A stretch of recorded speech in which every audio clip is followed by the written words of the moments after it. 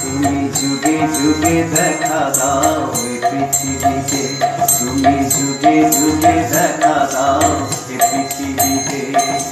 সাধুর পরিত্রাণে দুষ্কৃতি বিনাশে, সাধুর পরিত্রাণে দুষ্কৃতি বিনাশে, ধর্ম থেকে গ্লানি মুছিয়ে দিতে যুগে যুগে দেখা দাও এ পৃথিবীতে।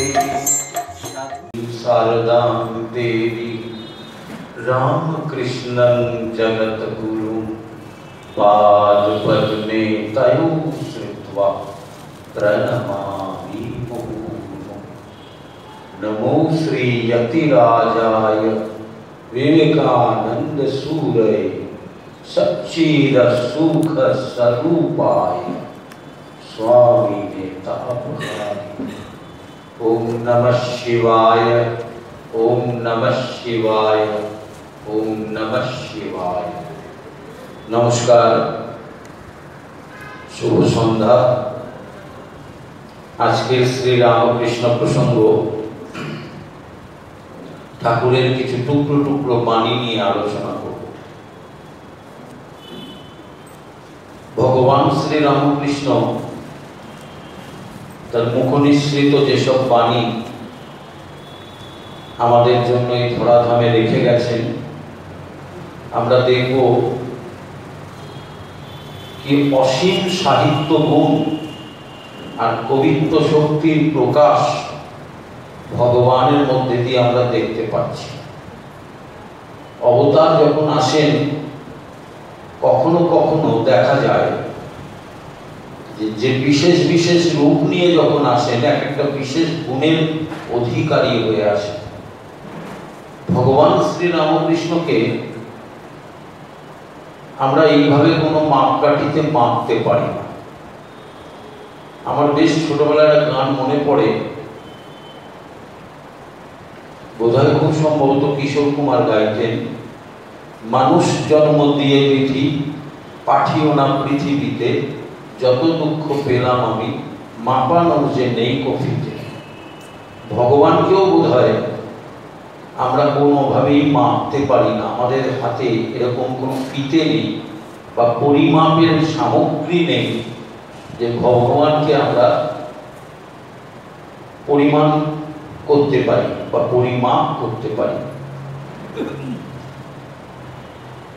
আমরা দেখতে পাচ্ছি কলির প্রাক্কালে তিনি এসেছেন অনন্ত ভাবময় ঠাকুর। যে মানুষ নরেন্দ্রনাথকে বলছে সহস্র মধ্যে পদ্ম মধ্যে সহস্র দল, অর্থাৎ নরেন্দ্রনাথ ভার্সেটাইল গুণের অধিকারী, কিন্তু যিনি বলছেন তার গুণের পরিমাপ কে করবে? পৃথিবীতে কেউ নেই। ভগবানের অনন্ত গুণের মধ্যে দেখা যায় যে তার মধ্যে একটি কবিত্ব শক্তিও অসাধারণভাবে কাজ করছে। সত্যি তো ভগবানের মতন এমন কাব্যময় বাণী বোধহয় আগে কেউ এরকম দেয়নি। তার প্রত্যেকটা বাণীকে ভালো করে লক্ষ্য করে দেখবেন, এই যে কাব্যময় বাণীগুলো তিনি আমাদের সামনে উপস্থাপিত করছেন, একটি একটি বাণীর মধ্যে সেই কাব্য শক্তির প্রকাশ আমরা দেখতে পাই। বিশেষ করে যারা কবিতা ভালোবাসেন, ছড়া ভালোবাসেন বা সাহিত্য ভালোবাসেন, তারা দেখবেন এই ভগবানের বাণীর মধ্যে দিয়ে অনেক সাহিত্য রস আস্বাদন করতে পারে। আশ্চর্য ভগবানের এই প্রকাশ, ভগবানের নানান রকমভাবে প্রকাশ হয়। তো আমরা দেখব তিনি উপমার কতগুলো বাণী দিয়েছেন। যেমন তিনি কাব্যগুণেও বাণী দিচ্ছেন, তেমনি উপমার সাগর বললেও বোধহয় কম বলা। ভগবানের ঝুলিতে এত উপমা আছে। ঠাকুর এক জায়গায় বলছেন উদাহরণ দিয়ে, ঈশ্বরের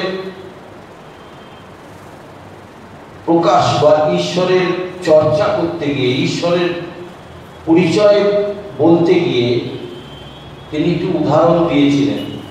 বলছিলেন, লুনের পুতুল সমুদ্র মাপতে গিয়েছিল, ঠাকুরের ভাষাগুলো খুব সুন্দর। নুন বলতেন না, লুন বলতেন। বলতেন লুনের পুতুল সমুদ্র মাপতে গিয়েছিল না, গিয়েছিল। এই যে শব্দগুলো ভীষণ আত্মিক শব্দ, গ্রাম্য ভাষা। আমরা দেখতে পাচ্ছি হুগলি জেলার কামারপুকুর গ্রাম, সেখানকার কথ্য ভাষা, সেই ভাষায় তিনি সহজ সরলভাবে বলছেন সমুদ্রে গিয়ে কি হলো আর ভিড়ল না। ভীষণ সায়েন্টিফিক একটা বাণী। অর্থাৎ লবণের ভেলাকে যদি আপনি জলে ফেলে দেন, লবণ গুলে যায়। এটা তো খুব সহজ ব্যাপার, সবাই জানে। কিন্তু এই সহজ ব্যাপারটাকে যে ঈশ্বরীয় কঠিন তত্ত্ব ব্যাখ্যা করতে গিয়ে ভগবান শ্রীরামকৃষ্ণ সহজতম উপমা হিসেবে একে ব্যবহার করতে পারেন, এটা কারোর মাথায় আগে আসে। তাই ভগবানকে দেখছি তিনি উপমা দিয়ে বলছেন নুনের পুতুল সমুদ্র মাপতে গিয়েছিল, সে আর তার আর খবর নাই, অর্থাৎ সে আর ভিড়ল না। এই যে বিলীন হয়ে যাওয়া, অর্থাৎ নুনের খণ্ড জলে পড়লো, গুলে গেল, বিলীন হয়ে গেল, এই সাধারণ ঘটনাটাকে তিনি আধ্যাত্মিক চৈতন্য তরঙ্গের সঙ্গে কঠিন একটা বিষয়, যেটাকে খুব সহজে ব্যাখ্যা করা যায় না, কিন্তু তিনি এই সহজ উদাহরণটা দিয়ে কঠিনটাকে টেনে এনে সহজের মাত্রায় নামিয়ে আনলেন।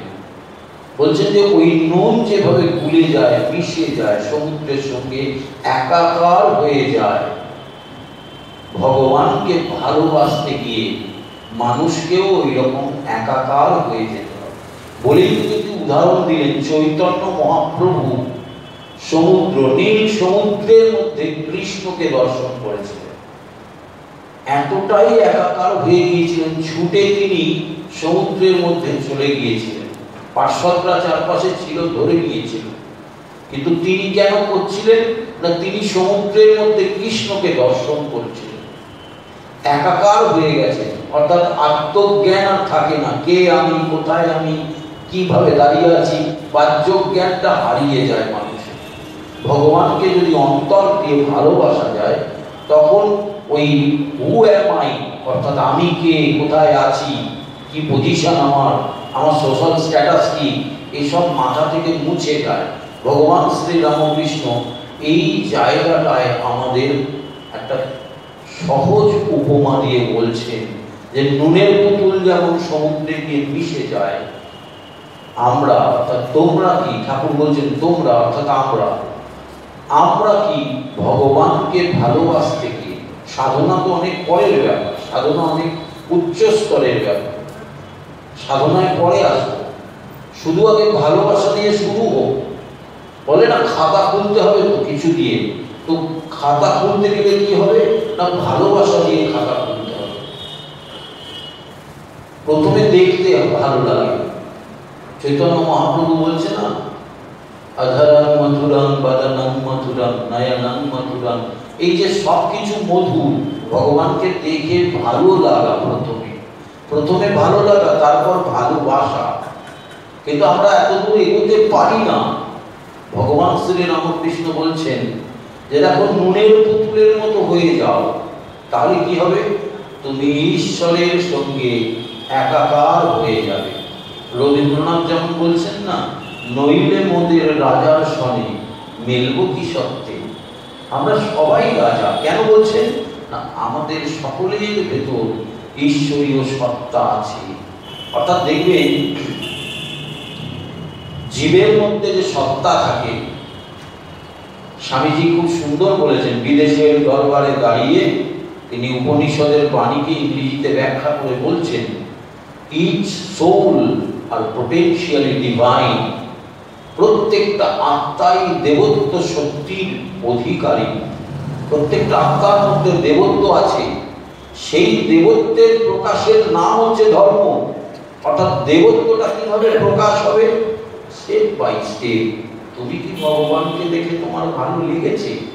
দেখবেন আমরা যখন মানুষের কথা বলছি, একটি পুরুষ এবং নারী, তাদের মধ্যে যখন ভালোবাসা হয়, প্রথমে দর্শনে ভালো লাগে, তারপর তাকে পছন্দ হয়, তারপর তাকে ভালোবাসে, সেই ভালোবাসা পরিণয়ে পরিণত হয়, সারা জীবন তার সঙ্গে সংসার করার পরে শেষ জীবনে গিয়ে যখন স্মৃতিচারণ করতে বসে তখন খুব ভালো লাগে। তো এই একই রকম শ্রীরামকৃষ্ণ বলছেন যে তুমি যেমন জাগতিক প্রেম করছো, ঈশ্বরীয় প্রেম হচ্ছে তুমি কি ভগবানকে ভালোবাসো? ভগবানকে কি দেখে তোমার একটু ভালো লাগছে? যদি ভালো লাগে তাহলে বুঝতে হবে তোমার মধ্যে প্রেম রস জাগছে, অর্থাৎ তুমি ভগবানকে আকৃষ্ট করতে তোমার ভেতরে যে মানে অর্জন করার ক্ষমতা, সেই ক্ষমতাটা আস্তে আস্তে তৈরি হচ্ছে। ঈশ্বরকে তোমরা ভালোবাসো প্রথমে, সেই ভালো লাগা থেকে ভালোবাসা, এবং ভালোবাসা থেকে ঈশ্বরকে পাওয়া যায়। কারণ বলছেন ভগবান ভালোবাসার বন্ধনে ধরা দেন, অর্থাৎ ভগবান ভালোবাসার বন্ধনে ধরা দেন। এই যে ভালোবাসার বন্ধন, কি এমন বন্ধন, কি এমন জিনিস? ভক্ত যদি ভগবানকে ভালোবাসেন তাহলে ভগবান তার কাছে বাঁধা হয়ে যান। অর্থাৎ কি না, ওই ভক্তের দু একটা অন্যায় আবদার হলো ভগবানকে রাখতে পারে, কিন্তু সবসময় তিনি রাখেন না, দু একটা রাখেন তার মান রাখতে, কিন্তু পরে আবার বুঝিয়েও দেন যে এটা ঠিক হচ্ছে না, তাকে তিনি আবার সঠিক পথে নিয়ে আসেন।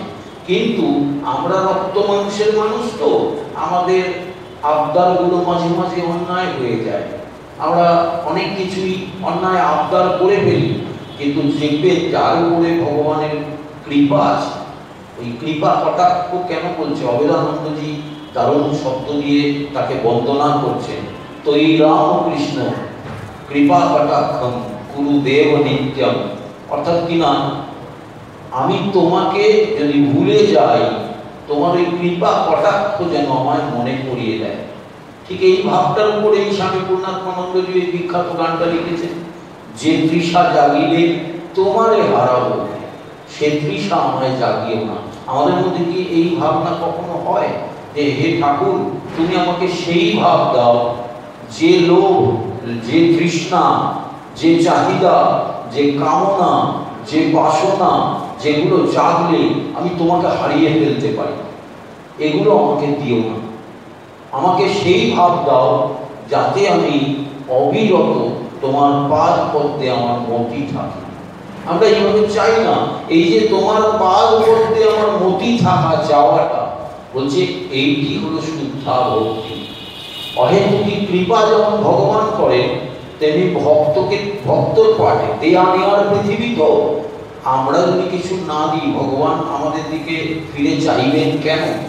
অর্থাৎ তিনি তো সকল জগৎ জীবের উপরে দৃষ্টি দিয়ে রেখেছেন, কিন্তু তার মধ্যে মধ্যে যদি কোনো ভক্ত শুদ্ধা ভক্তি দিয়ে তাকে যদি ডাকেন, তিনি অত্যন্ত প্রীত হন, অত্যন্ত আকর্ষিত হন। ভগবান শ্রী রামকৃষ্ণ ঈশ্বর প্রসঙ্গ করতে করতে যখন ভাবে চলে যেতেন, সেই ভাবে চলে যেতে যেতে তিনি মাঝে মাঝে আচমনিতে গানও গাইতেন। এবং মজার ঘটনা হচ্ছে, সেই মানুষ গান গাইছেন ঠিক প্রসঙ্গক্রমে যে গানটি খুব দরকার। কিরকম গান? বলছে আমি মুক্তি দিতে কাতর নই।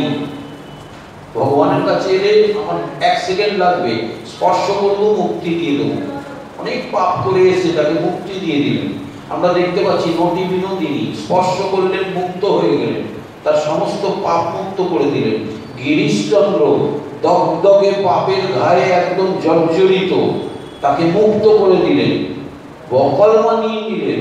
বলছেন আমি মুক্তি দিতে কাতর নই। তাহলে কাতর কিসে? বলছে শুদ্ধা ভক্তি দিতে। ওইটা আমি দেবো না, ওইটা তোমাদের নিজেদেরকে করতে হবে। অর্থাৎ কিনা ভগবান বলছেন যে তোমরা নিজে থেকে শুদ্ধা ভক্তি দিয়ে ঈশ্বরের প্রতি আকর্ষণ করার কোনো অর্জন বা এই সাধনা কি তোমরা করছো? অর্থাৎ ঠাকুর নিজেও মাঝে মাঝে প্র্যাকটিক্যাল তার ভক্তদের শেখাচ্ছেন। কিরকম? এই নাও মা আমার ভালো, এই নাও আমার মন্দ, সব দিয়ে দিচ্ছেন, ভালো মন্দ সব। আমরা যেমন ভালোটা দিতে চাই না, ভালোগুলো নিজেদের জন্য রেখে দিই, আর খারাপগুলো ভগবানের দিকে ঠেলে দিই। তো ঠাকুর শেখাচ্ছেন সব দিয়ে দাও, রাগবে কি? বলছে আমায় শুদ্ধা ভক্তি দাও। ভগবানের কাছ থেকে চাইতে হয় যে আমায় শুদ্ধা ভক্তি দাও। শুদ্ধা ভক্তি হচ্ছে কোনো কারণ ছাড়া যে ভক্তি, অহেতুকী ভক্তি, এই অহেতুকী ভক্তি যদি ভগবানের পাদপদ্মে কেউ যদি প্রদান করে বা অর্পণ করে, ভগবান তাকে অহেতুকী কৃপা করতে বাধ্য। অর্থাৎ ভগবান বলছেন আমি তো বাধা পড়েই আছি ভালোবাসার কাছে। অর্থাৎ কিনা যদি কেউ আমাকে অহেতুক ভালোবাসে, ভগবানকে, ওই যে নরেন্দ্রনাথকে আমরা দেখতে পাচ্ছি তিনি পরীক্ষা করছেন, বহুদিন তার সঙ্গে বসে কথা কইছেন না, নরেন্দ্রনাথকে পাত্তাই দিচ্ছেন না। তো এই যে টেস্টিং, এটাকে বলে অ্যাসিড টেস্ট। অ্যাসিড টেস্ট করছেন নরেন্দ্রনাথকে। নরেন্দ্রনাথ অ্যাসিড টেস্টে পাস হয়ে গেলেন। কি বললেন? আমি তো তোমাকে শুধু এমনি ভালোবাসি, তাই আসি, আমি তোমার কাছে কিছু পেতে আসি না। দেখবেন আমাদের কোথাও কিছু যাওয়া, কোথাও কিছু আসা, কোথাও কারোর কাছে আসা যাওয়ার পেছনে একটা উদ্দেশ্য থাকে। ধরুন আমরা কোনো বড় মানুষের কাছে যাচ্ছি, একটা মন্ত্রীর সঙ্গে আমার আলাপ হলো, বেশ যাতায়াত করতে লাগলাম, দেখুন পেছনে একটা উদ্দেশ্য থাকে যে আমার হয়তো একটা কোনো কাজ আছে, মন্ত্রীকে বলে সেই কাজটা যাতে বাগিয়ে নিতে পারে। মন্ত্রীকে শুধু ভালোবেসে তার সঙ্গে শুধু মেশা, এরকম কোনো মানুষ দেখানো যাবে না যে 20 বছর তার সঙ্গে মিশছে কিন্তু কোনোদিন তার কাছে কিছু চাইনি। নেই কি? এরকম মানুষ প্রচুর আছে। কিন্তু সেই রকম মানুষকে বলা হচ্ছে সেরা মানুষ, যারা ভগবানকে কিছু চাইবে না। অর্থাৎ চাওয়ার কি আছে? তোমার কাছে সব আছে, আমি যদি তোমাকে পাই। আমরা মহাভারতের সেই দৃশ্যটার কথা মনে করব। যারা বুদ্ধিমান, ভগবানকে কেন তারা অহেতুকী ভক্তি দিয়ে ভালোবাসবে, মহাভারতের সেই দৃশ্যটা মনে করুন। দুর্যোধন আর অর্জুন, শ্রীকৃষ্ণ বললেন যে কাল সকালে তোমরা আসবে, আমি শুয়ে থাকবো, তোমরা দুজনে এসে বসবে, আমি যাকে প্রথম দেখব আমি তার হয়ে থাকবো, বাকি আমার নারায়ণী সেনা অপরজন পাবে। তো দুর্যোধন আর অর্জুন গেছে। তো দুর্যোধনের মধ্যে কি রয়েছে? অহংকার রয়েছে। রাজা, তার অহংকার রয়েছে, আমি পায়ের ধারে বসবো কেন, আমি মাথার ধারে বসবো। আর অর্জুনের মধ্যে দাস সুলভ ভাব রয়েছে, যে আমি তো তার সখা, সে তো আমার সখা, আমি তার পায়ের কাছে বসি। এই যে ভালোবাসা, ভগবানকে ভালোবেসে তার পায়ের কাছে বসা, অর্থাৎ পায়ের কাছে বসা মানে তাকে শ্রদ্ধা জানানো, তাকে ভালোবাসা। অর্জুন গিয়ে তার পায়ের কাছে বসলে, স্বভাবতই বিজ্ঞানের নিয়ম অনুযায়ী চোখ খুললে পায়ের দিকেই তো যায়। তাহলে প্রথম তিনি অর্জুনকে দেখলেন, অর্জুন শ্রীকৃষ্ণকে পেয়ে গেলেন। কিন্তু মাথা মোটা দুর্যোধন, সে কিন্তু ওই নারায়ণী এক অক্ষৌণী সেনা, ওই নারায়ণী সেনা তিনি পেয়ে খুব আনন্দিত হলেন। কিন্তু বোকা কত, যে স্বয়ং তিনি স্রষ্টা, স্বয়ং তিনি শক্তির আধার, সেই ভগবানকে অর্জুন পেয়ে গেল, সেদিকে তার মন নেই। সে দেখছে লক্ষ লক্ষ সৈন্য আমি পেয়ে গেলাম, আমি এবার মেরে ফাটিয়ে দেবো পাণ্ডবদের, সুতরাং আর কোনো চিন্তা নেই। ভগবান যার সহায় থাকে তাকে কি কেউ বিনাশ করতে পারে? এই বুদ্ধিটাও দুর্যোধনের হলো না। আসলে অহংকার বুদ্ধি নাশের একটা বিরাট বড় কারণ হয়ে যায় মানুষের জীবনে। এটাও বড় শিক্ষা। তাই আমরা দেখতে পাচ্ছি যে ভগবানকে পেতে গেলে আপনাকে বিনম্র হতে হবে, ভক্ত হতে হবে, ভগবানকে ভালোবাসা, প্রেমিক হতে হবে, তবে গিয়ে আপনি ঈশ্বরকে পাবেন। ঈশ্বরকে যদি অন্তর দিয়ে ভালোবাসা না হয়, আমি আমার আগের ক্লাসে বলেছিলাম যে সবাই আমরা ভগবানের কাছে অনেক কিছু চাই, দেয়া নেওয়ার সম্পর্ক তো, ঈশ্বরের কাছে আমরা সবাই সব কিছু চাই, মাগো এটা দাও, মাগো ওটা দাও, এর মধ্যে কোনো অন্যায় নেই, আমি এটাকে অন্যায় বলছি না। কিন্তু প্রশ্ন এখানে জাগবে, চাইতে তুমি পারোই। আমি আমার সংসারে মায়ের কাছে যখন আমি জন্ম নিয়েছি, যখন মাতা আমাকে সবসময় দেখছি, আমি আমার মায়ের কাছে সবসময় চাইব। কিন্তু যেমন আমার নিজের গর্ভধারিণী মাকে আমি যত্ন করি, আমি কি কখনো আমার জগন্মাতাকে সেইভাবে ভালোবাসতে পেরেছি? যেমন একটু আগে আমি একজনকে বলছিলাম, তিনি বলছিলেন যে আপনার বাড়িতে ঠাকুরের মূর্তি আছে, আপনি পুজো করেন, আপনি ভোগ দেন। আপনার হ্যাঁ, আমি ঠাকুরকে রোলও খাওয়াই। অর্থাৎ আমার যদি কখনো এগ রোল খেতে ইচ্ছে করে, তো আমার বাড়িতে আমরা 3 জন, আমি, আমার স্ত্রী, আমার ছেলে, আমি 4টে রোল আর ওই ঠাকুরকে একটা দিই যে তোমাকেও আজকে রোল খেতে হবে। অর্থাৎ কিনা আমি যদি চিলি চিকেন খাই, দেখুন ভগবান শ্রী রামকৃষ্ণের সংসারে বাজবিচার নেই, কারণ ভালোবাসায় কোনো বাজবিচার হয় না। অর্থাৎ আমাদের হিন্দু ধর্মে অনেক সুস্মার্গীয় ব্যাপার আছে, অনেক আচার ব্যবহারের ব্যাপার আছে। ভালোবেসে যদি আপনি ভগবানকে, এই সম্বন্ধে একটা গল্প মনে পড়ে গেল। ঠাকুরের কাছে এসে কমপ্লেন করছে কিছু লোক যে নরেন্দ্রনাথ গরুর মাংস খেয়েছে, তুমি ওকে কি করলে? তোমার চেলা সে তো গরুর মাংস খেয়ে বসে আছে, মানে হিন্দু ধর্ম গেল তারা। তো ঠাকুর বললেন একটু ধুনি জ্বালাও, তো ধুনি জ্বালানো হলো। ধুনি জ্বালানোর পর বলছে যে একটা আপেল ছিল, সে আপেলটা নিয়ে তিনি আগুনে আহুতি দিয়ে দিলেন। কিছুক্ষণ পর আগুনে আপেলটা পুড়ে ছাই হয়ে গেল। হঠাৎ ঠাকুর তো পাগল ঠাকুর, খেয়াল হয়েছে, তখন ভক্ত বলছে এই আমি তো ওটা ওখানে দিয়ে দিলাম, ওটা বারবার শিখিনি, আমার লাগবে, আপেলটা ফেরত নিয়ে। বলছে দূর, আপেল তো পুড়ে ছাই হয়ে গেছে। তখন বলছে শালা নরেনের ভেতরে ওই গরুর মাংসটা ঢুকে পুড়ে ছাই হয়ে গেছে। ভগবান শ্রীরামকৃষ্ণ বলছেন ও প্রজ্বলিত সূর্য, ওর মধ্যে গরুর মাংসই দে আর শুয়োরের মাংসই দে, ও সব কিছুকে শুদ্ধ করে নিতে পারে। তোদের কি সেই ক্ষমতা আছে? অর্থাৎ তিনি বাছাই করছেন তার শিষ্যের আধারকে, তৈরি করে দিচ্ছেন। বলছেন নরেন পদ্মমধ্যে সহস্রদল। এই যে ভালোবাসা কেন করেছেন না, দেখছেন দিনের পর দিন তাকে টিচ করেছেন তিনি। বলছেন তুই আসিস কেন আমার কাছে? কত ভালোবাসা, নিখাদ ভালোবাসা। বলছে আমি তো কোনো কিছু পাওয়ার জন্য আসি না তোমার কাছে, তোমায় ভালোবাসি তাই আসি। এসে চুপচাপ তোমার কথা শুনি চলে যাই, আমার তো কোনো দরকার নেই। কাকে বলছেন, কে বলছেন, এই জায়গাগুলো, স্থান কাল পাত্রগুলো আমাদের ভালো করে খেয়াল করতে হবে। জগৎ সংসারে ভগবান শ্রী রামকৃষ্ণের মুখ্য বার্তাবাহক যিনি হবেন, তাকে তিনি অ্যাসিড টেস্ট করছেন। আবার ঠাকুরকেও তিনি কম অ্যাসিড টেস্ট করেননি। গুরু শিষ্যের এমন পরম্পরা আমরা কোথায় দেখতে পাবো? পৃথিবীর ইতিহাসে আপনারা একটা উদাহরণ দেখাতে পারবেন যে শিষ্য কখনো গুরুকে জ্বালিয়ে পুড়িয়ে টেস্ট করেছেন? ওই টাকা ফেলে বিছের কামড়ের মতন লাফ দিয়ে উঠলেন, ও গল্প তো সারা পৃথিবীর সবাই জানে। কিন্তু কজন জানে এই ঘটনা যে নরেন্দ্রনাথ, তার মনের মধ্যে সন্দেহ ছিল যে ঠাকুরের ভাব সমাধিটা কি আদৌ ঠিক নাকি ঢং। প্রথম জীবনে তার মধ্যে অনেক অবিশ্বাস ছিল। একদিন নরেন্দ্রনাথ দক্ষিণেশ্বরে তার ঘরের মধ্যে একলা পেয়ে গেলেন ভগবান শ্রীরামকৃষ্ণ। নরেন্দ্রনাথ স্কটিশ চার্চের একদম চৌকস ছেলে, বলল আজ পেয়েছি তোমায়, এবার আমার টেস্ট চালু হবে। কি করলেন? ঘরের কোনায় একটা হুকো ছিল, তার মাথায় একটা ছিলিম ছিল, তিনি তামাক সাজা ছিল, সেই তামাকটাকে তিনি ধরিয়ে, আর নরেন্দ্রনাথ তো হুকো টানার মোটামুটি ISO 9002 সার্টিফাইড, কারণ ছোটবেলা থেকে হুকো ফুঁকছে। হুকো ফুঁকে পৃথিবীতে জাতের নামে বজ্জাতি ধরেছেন, এরকম রেকর্ড বোধহয় পৃথিবীতে কারণ নেই। বাবার ঘরে নানান রকম হুকো তিনি ফুঁকে ফুঁকে জাত ধরলেন, জাতের নামে বজ্জাতি ভারতবর্ষের বুকে।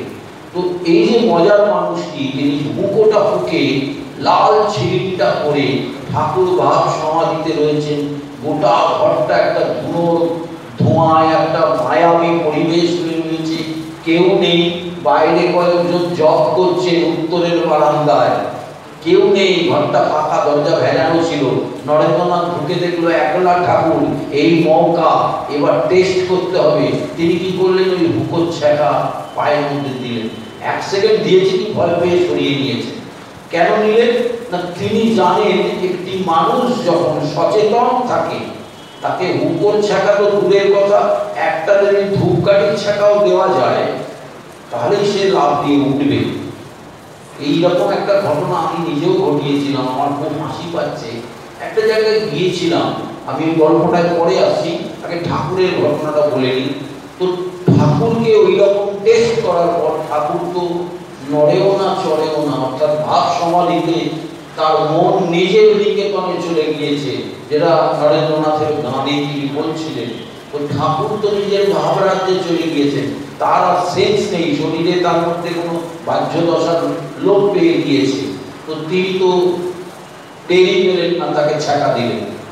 এইবার নরেন্দ্রনাথ খুব অপরাধ বোধ তার মধ্যে কাজ করলো, এ আমি কি করলাম, ছি ছি, একটা মানুষকে আমি এইভাবে সন্দেহ করে তার উপরে এরকম একটা ফিজিক্যাল টর্চার করে বসলাম, একটা অ্যাসাল্ট করে দিলাম, এটা আমি ঠিক করলাম না।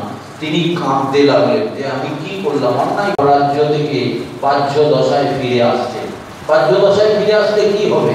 বায়োলজির গুণ অনুযায়ী যখন মানুষ সেন্স ফিরে পায়, তো পোড়া জায়গাটা কি হবে? জ্বলবে। তো তখন জ্বলতে আরম্ভ করতেই ঠাকুর বাচ্চাদের মতো চেঁচিয়ে উঠলেন, ওরে বাপরে, করে না হয় জ্বালিয়ে পুড়িয়ে দিলে।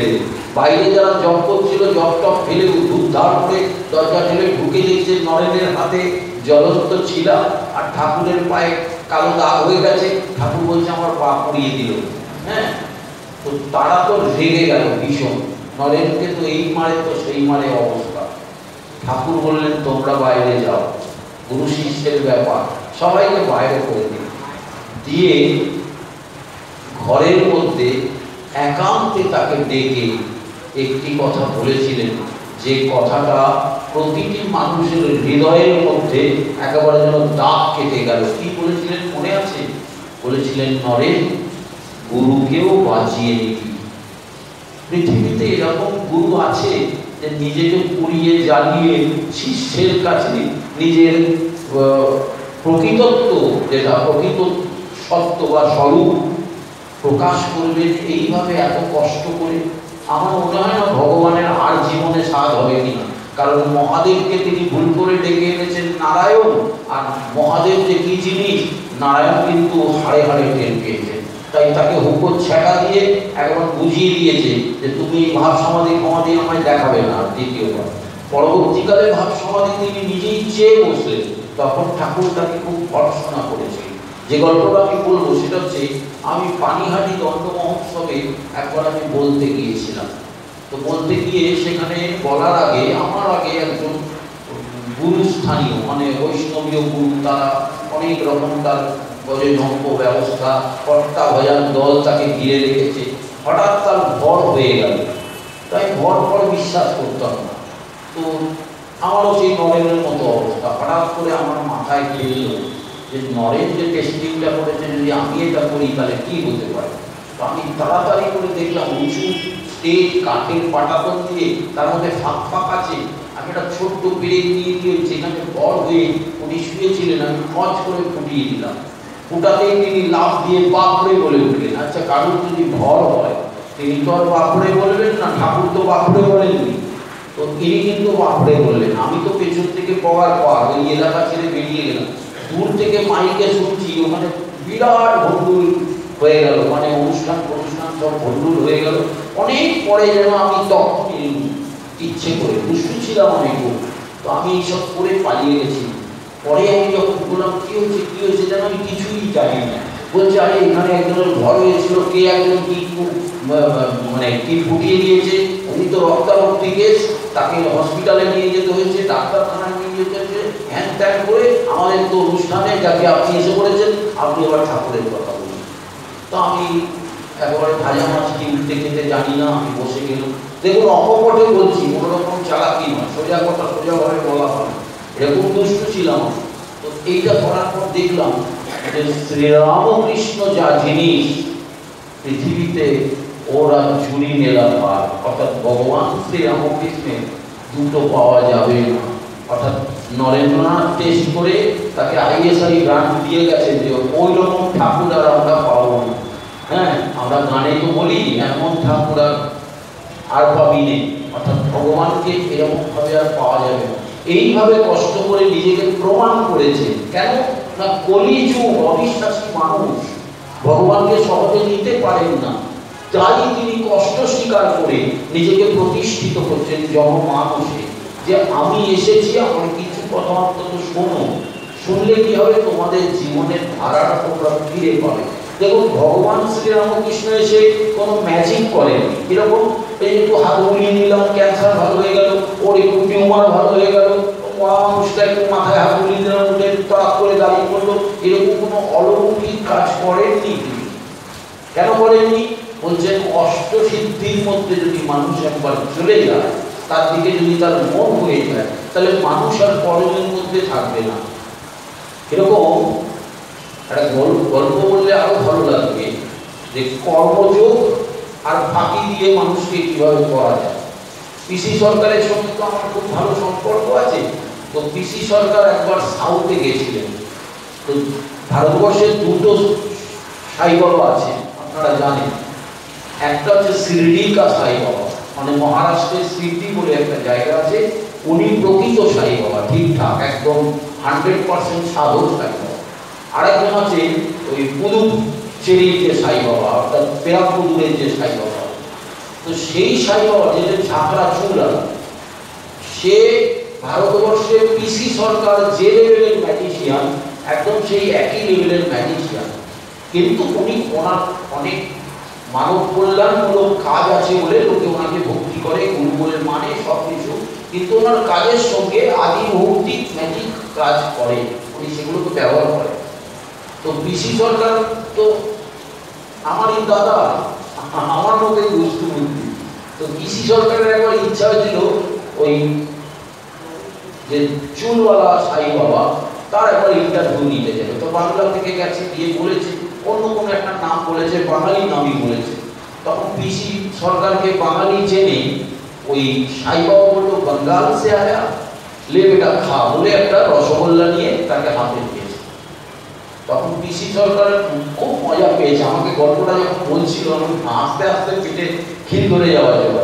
তখন পিসি সরকার বলছে, मैं बंगाल से आया, जरूर आप रसगुल्ला खिलाया, मेरे को बहुत मजा आया, लेकिन हम बंगाल से आपके लिए दूसरा एक मिठाई लाया।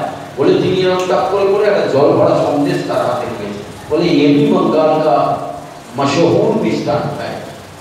তখন বলছে, আর ইউ এ ম্যাজিশিয়ান? বলছে, what is the difference between you and me? তোমার আর আমার সঙ্গে তফাৎ কি আছে? তুমি ম্যাজিক শিখে গুরুগিরির আড়ে মানুষকে তুমি ভুল বুঝিয়ে তুমি ধর্মের আড়ে তুমি ব্যবসা করছো। তা আমি তো টিকিট কাটিয়ে হল ভর্তি করে মানে আমার প্রদর্শন করে আমি সোজা পথে রোজগার করছি, গভর্নমেন্ট অফ ইন্ডিয়া থেকে ট্যাক্স দিই, তাহলে কে ঠিক পথে আছে? তখন ও হইচই বেড়ে গেল, ওকে সে সব লোকজন অন্ত মাসুলম্যান সব এসে গেল। পিসি সরকারও ভেতর থেকে আইবির লোকজন নিয়ে গিয়েছিল, জানতো এটা করলেই একটা ঝামেলা হবে। ইন্ডিয়া টুডেতে এটা বেরিয়েছিল ইন্টারভিউ। পরবর্তীকালে পিসি সরকার বললো, আমি বেশি দূর গেলাম না, আফটার অল মানুষটা তো অনেক মানুষের কাজ করছে, হসপিটাল করেছে, অনেক গরিব মানুষের কাজ করছে, আমি আর বেশি দূর গেলাম না। কিন্তু বাজারটা হলো এইরকম যে ধর্মটা যদি প্র্যাকটিক্যালি না বুঝতে পারা যায়, ভগবান শ্রীরামকৃষ্ণ 19বিংশ শতাব্দীতে এসে ধর্মের ব্যবহারিক দিকটাকে তিনি তুলে ধরলেন। যে ধর্ম বলে ধর্মের আড়ালে যদি আমরা অতি জাগতিক কিছু দেখাই, ঐন্দ্রজালিক যদি কিছু কেরামতি দেখাই, সেটা কিন্তু ধর্ম নয়, সেটা কিন্তু মানুষ ঠকানো। বলছেন ধর্ম হচ্ছে মানুষের ভেতরকার দেবত্বকে জাগিয়ে দেওয়া, যেটা শ্রীরামকৃষ্ণ করতেন, বিবেকানন্দ করতেন। দেখুন, যতদিন না গিরিশ ঘোষের ভেতর সেই দেবত্ব জাগরিত হয়েছে, গিরিশ ঘোষকে বাংলার মানুষ তখন জানতো পাষণ্ড রূপে, অর্থাৎ মদ, তারপরে আরো সব খারাপ খারাপ কাজ, যত রকম হেন খারাপ কাজ নেই তিনি করেন। কিন্তু যেদিন থেকে ঠাকুরের সংস্পর্শে এসছে, প্রত্যেকটা মানুষের মধ্যে ভালো আছে, গুণ আছে, ভালো আর মন্দ মিশিয়ে মানুষ। ঠাকুর কি করলেন? খারাপ গুলোকে শুষে দিলেন। এইটি ভগবানের ম্যাজিক। তোমরা ম্যাজিক দেখাও, যেটা পিসি সরকার বলে আমরা ম্যাজিক দেখাই, ওটা টেম্পোরারি। বলছে শ্রীরামকৃষ্ণ যে ম্যাজিকটা দেখানো, ওটা পার্মানেন্ট। একটা মানুষের মধ্যে থেকে খারাপটাকে টেনে বার করে দিলেন আর ভালো গুণগুলোকে জাগরিত করে দিলেন। গিরিশচন্দ্র নতুন গিরিশচন্দ্রে পরিণত হলেন, নবজীবন লাভ করলেন। পরবর্তীকালে তিনি কাঁদতেন, রচনা করতেন। ওই যে বুদ্ধ চরিত্র থেকে তিনি যে নাটকটি লিখলেন, যে নাটকের বিখ্যাত গান জুড়াইতে চাই জুড়াই কোথায়, এই যে গানটা তিনি লিখছেন, রচনা করছেন। ভাবুন তো, একটা মানুষ যে দুদিন আগে অমানুষ ছিল, মানুষের মতন আচরণ করতো না, মদ খেলে তাকে আর রোখা যেত না। ভগবানকে আধখানা লুচি খেয়ে হাত ধরে টানতে টানতে তুলে দিলেন, বার করে দিলেন, কি না তার ছেলে হবে না বলে মদের ঘরে তিনি কি না করলেন। এই যে গিরিশচন্দ্র, পরবর্তীকালে ঠাকুর তার মধ্যে সেই ভাব প্রথিত করে দিচ্ছেন, ভেতরে ট্রান্সপ্লান্ট করে দিচ্ছেন, একটা মানুষকে বদলে দিচ্ছেন। এইটির নাম ধর্ম, অর্থাৎ মানুষকে ভালো করা। সংসারে দেখবেন আজকের তারিখেও আমাদের সমাজে বহু মানুষ আছে যারা খুব খারাপ লোক। কেন খারাপ লোক? তাদের খারাপের পেছনে কিন্তু তাদের দোষ নেই। যদি খুব গভীরে গিয়ে ভালো করে দেখেন, দেখবেন সেই লোকটি কেন খারাপ জানেন, কেন রূঢ়ভাষী জানেন, কেন তার ব্যবহার অত্যন্ত খারাপ কেন জানেন। আর ছোটবেলা থেকে দেখা যাবে সে মানুষটা কোনোদিন ভালোবাসা পায়নি। আমরা এই গল্পটা দিয়ে মনে করবো যে মানুষকে কিভাবে বদলে দিতে পারেন। হৃদয়নাথ মুখোপাধ্যায়, এই গল্পটা আমি আগেও বলেছি। হৃদয়নাথ মুখোপাধ্যায় মাঝে মাঝে টেস্ট করতো মামাকে।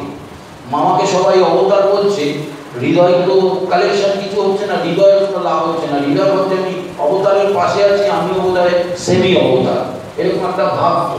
তো মামাকে মাঝে মাঝে টেস্ট করার চেষ্টা করতো। তো মামাকে অবতার বলেছে, তো হৃদয় তো লেগেছে। মামা ভাগ্নে সম্পর্ক তো বলছে, দাঁড়াও মামা, তোমার আমি টাইম দিচ্ছি, তোমার অবতার হচ্ছে আমি দেখছি কত বড় অবতার। তো আড়িয়াদহের শ্মশানের কাছে এক পাগল থাকতো, এ গল্পও আপনারা শুনেছেন। সেই পাগলের কাজ ছিল ওখান দিয়ে যে যাবে তার মাথাটা ফাটিয়ে দেবে, তার হাতে সব সময় একটা বড় কোয়া তোলা থাকে। এবং পাগলটা পাগল হলে কি হবে, ঢিল ছোড়ার মাস্টার ছিল, মানে হেভি ডিপ তার হাতে, মানে ব্যর্থ হতো না তার ছোড়াটি। তো সেই পাগলের রাস্তা দিয়ে হৃদয় করেছে কি মামাকে নিয়ে গেছে, যে আজ ওই রাস্তা দিয়ে যাবে, মামার মাথা যদি ফাটিয়েছে তাহলে প্রমাণ হয়ে যাবে মামা অবতার নয়। কি বদমাইশ লোক, হ্যাঁ ভাগনা এরকম যদি হয়। এই জন্যই বোধহয় বাংলায় একটা কথা আছে, জম জামাই ভাগনা তিন নয় আপনা। তো ভগবানকে ফেলে দিল বিপদের মধ্যে, নিয়ে যাচ্ছে। ঠাকুর তো পাগল, ঠাকুর ও কি পাগল, তার থেকে বড় পাগল। তো পাগল যখন পাগলের সঙ্গে মিলিত হয় কিরকম টিউনিং হয় দেখুন। তো ঠাকুর এগিয়ে যাচ্ছেন আর পাগল দূর থেকে দেখে একটা নিয়ে রেডি, যে দুটো আসছে আমার শিকার, কাছে এলেই মারবো। কারণ কি জানেন, এর পেছনে একটি কারণ, যে যায় তাকে পাগল বলে, যে যায় তাকে টিচ করে, তাকে খেপায়। এই খেপাতে খেপাতে খেপাতে খেপাতে তার বাস্তব বোধ বুদ্ধি হারিয়ে ফেলেছে। এটা কিন্তু সায়েন্টিফিক ব্যাপার। একটা মানুষের মাথায় যদি ক্রমান্বয়ে যদি জাগ করে, আস্তে আস্তে তার স্বাভাবিক বুদ্ধিটা নষ্ট হয়ে যায়। পাগল সেই দশায় গেছে। ভগবান শ্রীরামকৃষ্ণ তার থেকেও বড় বৈজ্ঞানিক। তিনি বললেন, দাঁড়াও, তোমার ডেটিউন ব্রেনকে আমি কি করে টিউন করতে হয় আমি দেখিয়ে দিচ্ছি।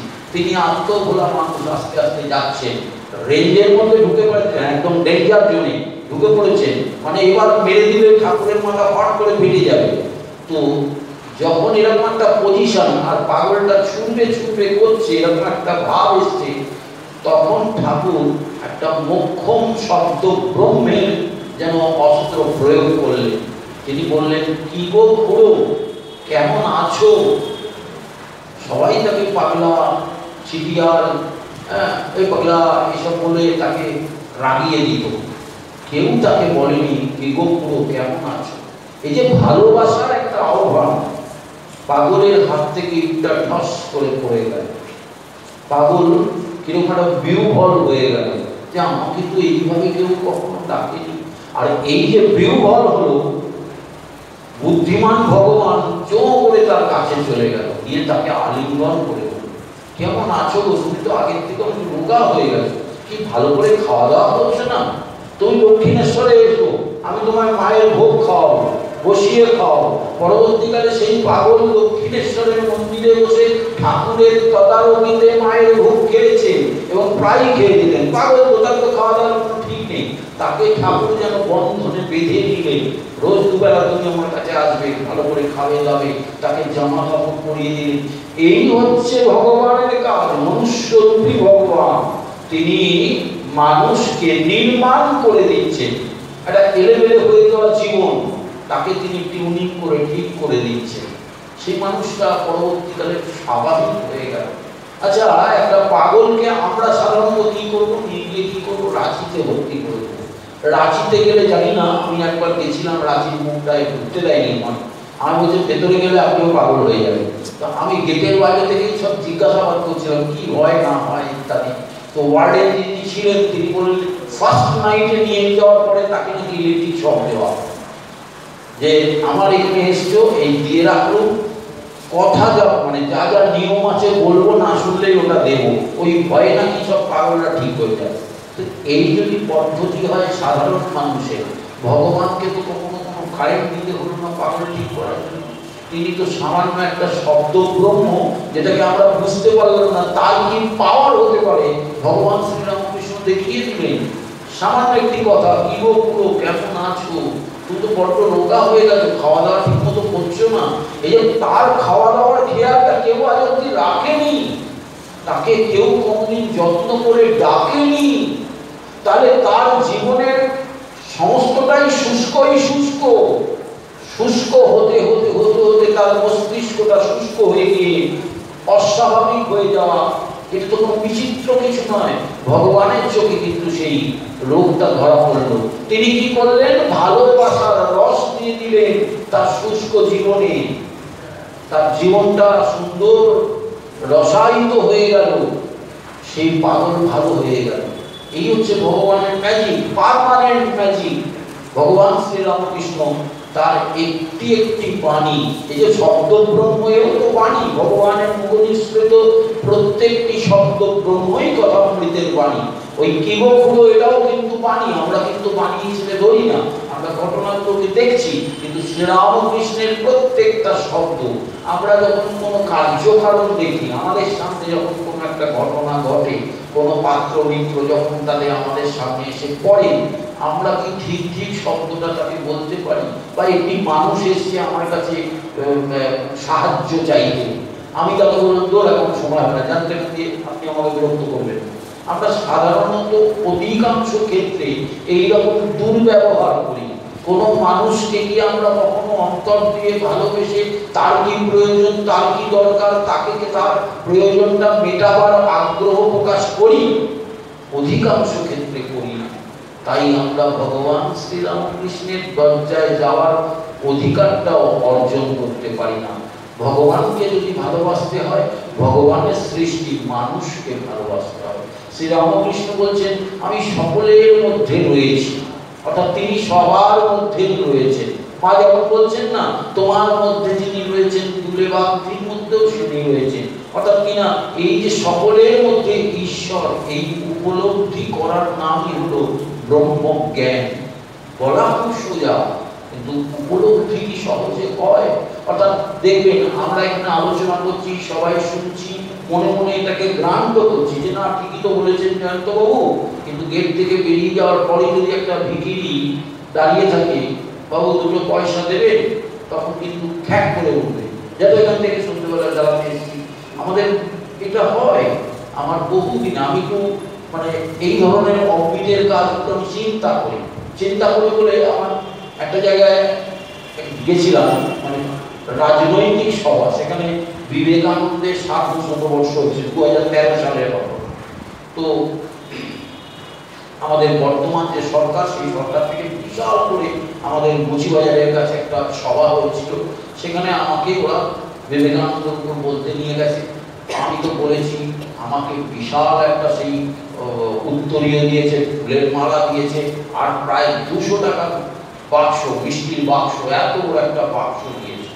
তো আমি যখন স্বামীজির কথা বলছি, একদম সে সবাই মন্ত্রমুগ্ধের মতো শুনছে, আর আমার দু চোখ যখন সামনে তাকিয়ে আছি, সবার শেষ প্রান্তে দেখছি 3টে বাচ্চা খালি গায়ে, প্যান্টটা পরেছে, সেই প্যান্টটাও ভালো না, মানে প্যান্টে দড়িও নেই, কোনোমতে গুটিয়ে পড়েছে গিট দিয়ে, সেটাও বোধহয় এদিক ওদিক থেকে ছেঁড়া, ভীষণ দারিদ্র অবস্থা। ওকে দেখে না আমার হঠাৎ বিবেকানন্দের ভাব উবে গেল, এতটাই খারাপ লাগলো যে কি এত স্বামীজির কথা বলছি। 70 বছর ভারতবর্ষ স্বাধীন হয়েছে, এখনো মানুষগুলো এইরকম অবস্থায় রয়েছে, তাহলে স্বামীজির বাণী বলে লাভ কি এই মানুষগুলোর সামনে? আমার ভেতরে ভেতরে ভীষণ যন্ত্রণা হতে লাগলো। তারপরে যখন সভা শেষ হয়ে গেল, আমি আর ওদের ওই বা করছে এইসব শুনতেও আমার আর ভালো লাগছিল। আমি 200 টাকার প্যাকেটটা নিয়ে গিয়ে সোজা উত্তরীয়টাই বাচ্চাগুলোর গলায় দিয়ে ওদের বললাম আজকে ভালো করে সাঁটা, অনেকদিন তো সাঁটাসনি, এর মধ্যে ভালো ভালো মাল আছে, নেতাদের পয়সার জিনিস, এই সুযোগ আর দুবার পাবি না। ধরিয়ে দিয়েই আমি দেব। ওরা তো গেল গেল করে উঠলো, মানে এটা তো ওরা ভাবতেও পারেনি যে এরকম একটা ঘটনা করে দিল। পরের দিন আমাকে, আমি নাম বলছি না, বড় নেতা, তিনি আমায় ফোন করে বলছেন তো এটা আপনি কি করলেন? এটা আমি কেন করবো, এটা সবার করা উচিত, আমাদের সকলের দেখা উচিত, তবে তো অঞ্চলটা ভালো থাকবে। দয়া করে যদি এটা দেখেন তাহলে আমায় আর মিষ্টি দেবেন না, আমায় আর উত্তরীয় দেবেন না, ওই কাপড়টা দিলে না আমার মনে হয় ক্ষুদিরামের মতো আপনি আমার গলায় ফাঁসি দিলেন, তো পুরোভাবে আর ঝোলাবেন না, বরঞ্চ আমার ওই উত্তরীয় কিনতে যে পয়সা লাগে তার সঙ্গে আরো পয়সা লাগিয়ে গরিব দুঃখীদের 10 টাকা, অন্তত 10 টাকাও যদি দেখিয়ে তাদের একটু জামা কাপড় দিতে পারেন, ওটাতে বেশি খুশি হবে ভগবান শ্রীরামকৃষ্ণ, বেশি খুশি হবে। ঠাকুরের কাজ করতে এসে যদি আমি এটা না করতে পারি, অর্থাৎ এই যে আমাদের মধ্যে ভাবটা আসতে হবে যে তুমি কি কাউকে ভালোবাসতে পারছো। দেখুন, গাড়ি থেকে নামছে তাকে আমি খুব তাড়াতাড়ি ভালোবাসতে পারবো, কেন বলতো? পেছনে একটা উদ্দেশ্য আছে যে গাড়িওয়ালা তো, তাহলে আমার লাভ হবে, এই লোকটার সঙ্গে যদি আমি একটু ধরম করতে পারি আমার কিন্তু লাভ হবে। কিন্তু একটা ভিখিরি যদি আমার কাছে আসে আমি তাকে উৎসাহী করবো। ভগবান শ্রীরামকৃষ্ণ কি কখনো এরকম আচরণ করতে দেখেছেন? তিনি রসিক ম্যাথুকেও যেভাবে ভালোবাসছেন, তিনি বিদ্যাসাগরের সঙ্গে অন্তরঙ্গভাবে মিশছেন। ভগবানের জগতে পার্সিয়ালিটি নেই, ভগবান পক্ষপাত শূন্য, অর্থাৎ তিনি পক্ষপাতিত্ব করেন না, অর্থাৎ তিনি কারোর সঙ্গে পক্ষপাতিত্ব করেন না। সমতা সর্বভূতেষু এতন্মুক্তস্য লক্ষ্মণম, অর্থাৎ কিনা উপনিষদের সেই কথা, সর্বভূতে সমতা দর্শন। কেন না? আমরা ড্রেস দেখি, আমরা সুটমুট দেখি, আমরা দামি জামা কাপড় দেখি, গাড়ি দেখি, বাড়ি দেখি, ভেতরের আত্মাটাকে দেখি না। ভগবান দৃষ্টি দিয়ে দেখেন তার ভেতরের আত্মাটাকে, তার দৃষ্টিতে ওই সুটমুট পরা নীচ আত্মাটাকে তিনি ঘৃণা করেন, কিন্তু ছেঁড়া কাপড় পরা দরিদ্র মানুষটার ভেতরে একটি যে শুদ্ধ আত্মা রয়েছে তাকে তিনি ভালোবেসে আলিঙ্গন করে জড়িয়ে ধরেন। সেই জন্যই তো চৈতন্য মহাপ্রভু জগন হরিদাসকে আলিঙ্গন করতে পেরেছিলেন, জগাই মাধাইকে তিনি আলিঙ্গন করতে পেরেছিলেন। ভালোবাসা দূরত্ব বন্ধন এগুলোকে মুক্ত করে দেয়, দূরত্বকে কমিয়ে দেয়, দূরত্বকে হ্রাস করে দেয় ভালোবাসা, অর্থাৎ কাছে আসার ব্যাপারটা এসে যায়। ভালোবাসলে কাছে আসা যায়। আমরা কি ভগবানকে ভালোবাসতে পারি? তাহলে ভগবানের কাছে আসতে পারবো। দেখুন, কাছে না গেলে তার কাছ থেকে সেই ভাবটা পাওয়া যাবে না। উপনিষদ শব্দের অর্থ হচ্ছে ওই কাছে বসে উপদেশ শোনা, অর্থাৎ যে ভগবানের বাণী শোনা, ওই কাছে বসে, অর্থাৎ কাছে যেতে হবে। কাছে যেতে গেলে কি করতে হবে? ভালোবাসতে হবে, ভালোবাসা। দেখুন, বড় ফাংশন হচ্ছে, সেখানে গেট পাসের সিস্টেম আছে, এবার গেটে দারোয়ান দাঁড়িয়ে আছে, ঢুকতে গেলে কি করতে হবে? আপনাকে পাস দেখাতে হবে যে এই যে আমার কাছে 500 টাকার টিকিট আছে, ও আপনাকে টর্চ দিয়ে ভেতরে নিয়ে চলে যাবে। ভগবানের কাছে যেতে গেলে কি করতে হবে? আপনাকে পাস দেখাতে হবে। কি পাস? এই যে আমার কাছে ভালোবাসার পাস আছে। ভগবান বলবে ভেতরে এসো। আপনি যখন গেটে দাঁড়াবেন, আমি এসেছি, ভগবান কি আছে তোমার কাছে? বলছে আমার কাছে কিছু নেই, ভালোবাসাও নেই। বলে তাহলে হবে না, গেট বন্ধ। এই যে ব্যাপারটা, ঈশ্বরের কাছে যেতে গেলে হৃদয়ে ভরা ভালোবাসা নিয়ে তার কাছে যেতে হবে। এই হৃদয়ের ভরা ভালোবাসা, এটা যদি আমরা না প্রকাশ করতে পারি, তার পায়ে অর্পণ না করতে পারি, ভগবান বলছে কেঁদে কেঁদে তার কাছে বলতে হবে, চোখের জল ফেলতে হবে। আমরা কি বলছি? ঠাকুর কি সুন্দর বলছেন যে বিষয়ের জন্য আমরা চোখের জল ফেলি, টাকার জন্য ফেলি, তারপরে বিষয়ের জন্য আমরা চোখের জল ফেলি, ঘটি ঘটি চোখের জল। ঠাকুর আবার একটু এতটাই পরিমাণ বলে দিচ্ছে, মানে আমরা পড়ে এটা যেন আমার খুব তো খারাপ লাগে যে আমরা কি এত খারাপ, ঘটি ঘটি কাঁদি, কি জানি বাবা, এত তো কাঁদিনি। কিন্তু ঠাকুর বলছেন যে তোমরা বিষয়ের জন্য ঘটি ঘটি কাঁদো, আমার মায়ের জন্য কজন কাঁদো, অর্থাৎ জগন্মাতার জন্য তোমরা কি কাঁদো? কাঁদো না। কিভাবে কাঁদতে হয়? শ্রীরামকৃষ্ণ প্র্যাকটিক্যাল নিজের জীবন দিয়ে দেখাচ্ছে যে ভগবানকে না পেলে কত দুঃখ হয়, কত কষ্ট হয়, বুক ফাটা হাহাকার কান্না শ্রীরামকৃষ্ণকে আমরা কাঁদতে দেখছি, যে মা তুই কমলাকান্তকে দেখা দিলি, রামপ্রসাদকে দেখা দিলি, আমাকে দেখা দিবি না। এ কান্নার মধ্যে কোনো কৃত্রিমতা নেই, কারণ সেই কেঁদে কেঁদে যখন মা তাকে দেখা দিচ্ছেন না, ঠাকুর তো খেপে লাল, আমার জীবনটাই রাখবো না বলে তিনি ওষিটা ধরে গলায় ধরতে গেছেন, মা তার হাতটা ধরে দিলেন। এই যে ঘটনাগুলো, অর্থাৎ আমরা কি ভগবানের জন্য চিন্তা করি? ভগবান শ্রী রামকৃষ্ণ বলছেন যে দেখো, ওই মৃন্ময়ীকে আমি চিন্ময়ী করে পৃথিবীর মুখে একটা ফর্মুলা দিয়ে গেছি। কি ফর্মুলা? যে পাথরের মধ্যে প্রাণ প্রতিষ্ঠা করা যায়। তোমাদের জন্য কি টাস্ক রেখে যাচ্ছি, তোমাদের এত কঠিন কাজ করতে হবে। তোমরা আমার মতো সাধক হয়ে ওই পাথরকে মৃন্ময়ী করার সাধনা করতে হবে না। তাহলে কি করতে হবে? বলছে প্রাণ প্রতিষ্ঠা পাওয়া যে মূর্তিগুলো ঘুরে বেড়াচ্ছে ওই গরিব গরিব মানুষগুলোর মধ্যে, তার মধ্যে তুমি ঈশ্বরকে খুঁজে দেখো, দেখবে তাহলে কি হবে? নরেনকে ধমকে বলছে, জীবে দয়া করবার তুই কে রে শালা, বলে শিব জ্ঞানে জীব সেবা। অর্থাৎ প্রত্যেকটা জীবের মধ্যে তুমি কি শিবকে দেখতে পাচ্ছ? প্রত্যেকটা জীবের মধ্যে কি তোমার ইষ্টকে তুমি দেখতে পাচ্ছ? দেখুন, আমরা বোধহয় এতটা আমাদের নিজেকে উন্নীত করতে পারছি না। ভগবান শ্রীরামকৃষ্ণ বলছেন চেষ্টা করো, পারবে। অর্থাৎ একটি মানুষ যদি মনে করে, আমি এরকম বহু মানুষকে দেখেছি সারা জীবনে নিজের দিকে তাকাবার তার সময় নেই, তিনি মানুষের জন্য ভাবতে ভাবতে গোটা জীবনটা দিয়ে দিলেন। আমার জীবনে আমি অনেক ভালো ভালো সাধক মানুষকে দেখেছি যে তারা সারা জীবনটা মানুষের কল্যাণের জন্য দিয়ে দিলেন। কেন? কি লাভ? কি পেলেন? পেলেন এইটি, এক অতীন্দ্রিয় আনন্দ। ঈশ্বরকে সেবা করার যে আনন্দ, সেই অতীন্দ্রিয় আনন্দ পেলেন। এই আনন্দ কাউকে বলে বোঝানো যাবে না যে বসে লেকচার দিয়ে ভগবানকে সেবা করলে কি আনন্দ পাওয়া যায়, এই আনন্দ বলে বোঝানো যাবে না। এই আনন্দ উপলব্ধির আনন্দ, এই আনন্দ মনে মনে বুঝে নেওয়ার আনন্দ।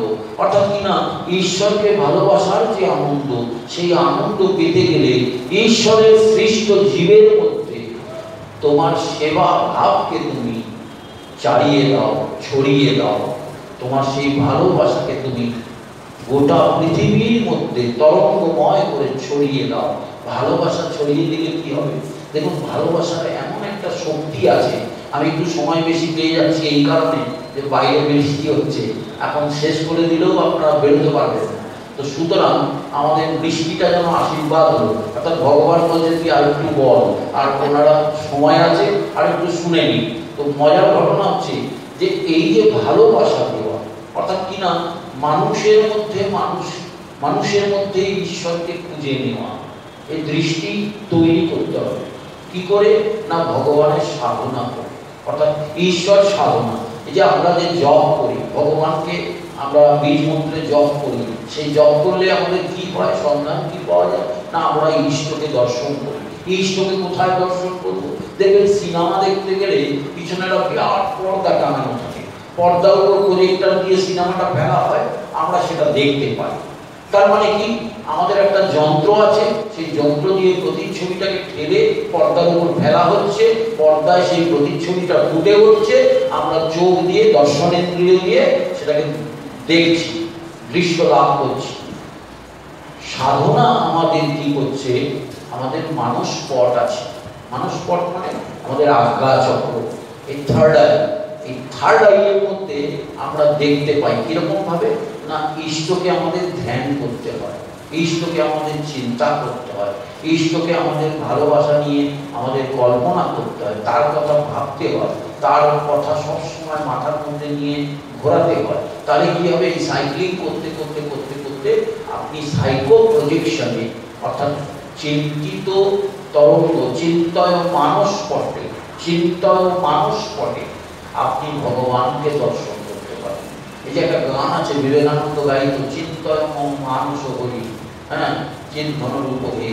তো এই যে চিন্তয় মানসপট, অর্থাৎ মানুষের সাইকো ভিশন, ব্রেনের মধ্যে একটা পর্দা আছে যেখানে আমরা সিনেমার মতো দেখতে পাই, ঈশ্বরকে দর্শন করা যায়।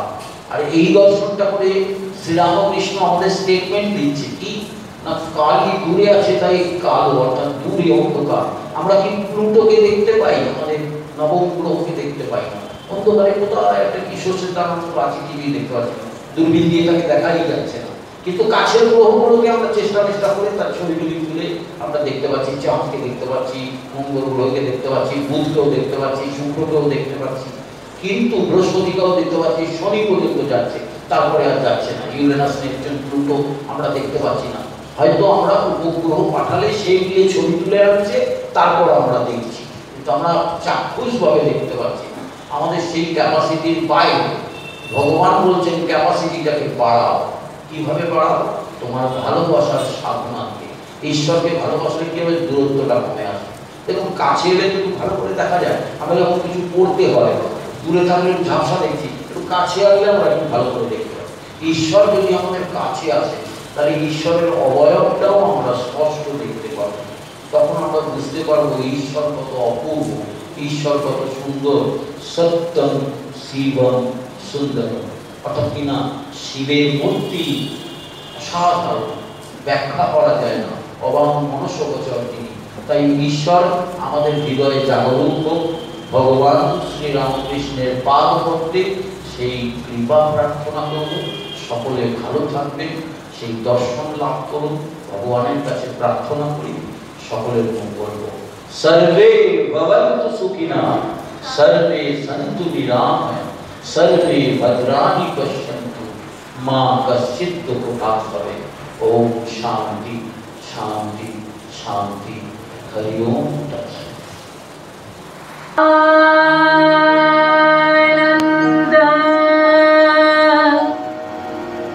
कन्या